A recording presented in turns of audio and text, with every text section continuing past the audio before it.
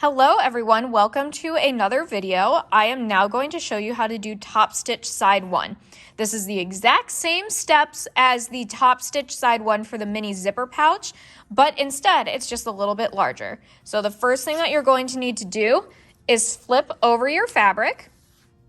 Again, if you wanted to double check, you should be able to unzip your zipper and have two separate flaps. Your zipper should be fully functional. And all you're going to do is fold over your edge and clip it in place using a sewing clip. You're going to do that all the way down, making sure that it's as even as humanly possible.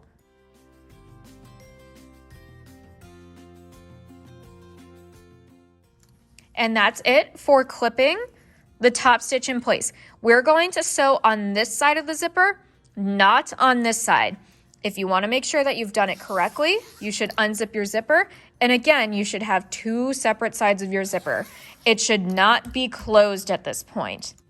As we put the fabric into the machine, again, we are making sure that our extra fabric is on the left side of the machine, not on the right side, because it's going to get all caught in here as we go to sew. When we're sewing our top stitch, if you wanted to make it a 1/4 inch seam allowance, that's fine. However, this is where you can be a little bit creative. If you wanted to make it a little bit of a larger top stitch, that just means that your entire body pillow casing is going to be a little bit smaller, which will make it harder to fit the pillow in there. It will still fit, it just might take a little bit more work. I've chosen to make my top stitch a little bit bigger, so it's a little bit bigger than a 1/2 inch. So what I'm going to do is sew forward. I'm going to back stitch just like I always do. And then I'm going to continue to sew forward again. I'm lining up the edge of my presser foot with the edge of the teeth of the zipper. If you wanted to make your top stitch a little smaller, you could do so. That's up to you. But just make sure to sew as straight as possible. Again, I'm removing my clips as I come to them. And just making sure that everything is relatively even.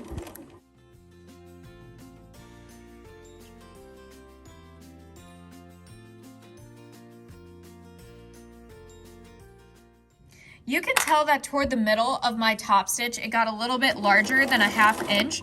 A 1/2 inch is the entire width of the presser foot. That's okay. It's just a stylistic choice, or if you don't like that, you could always seam rip and do it again. But now that I'm coming up to the zipper, I'm going to put my needle all the way down into the fabric, move the zipper, put the presser foot back down, and sew all the way to the end, back stitching, and sewing forward. And then I'll take it out of the machine, trim off my loose edges, and show you the finished product. This is my finished top stitch. You can see that if I open my zipper, I still have two separate pieces of fabric and that my zipper is fully functional. You can see that all of my stitching on the inside is now hidden. And you can see my back stitch at the beginning and at the end. That is it for top stitch side 1. In the next video, I'll show you how to attach side 2. Thank you for watching.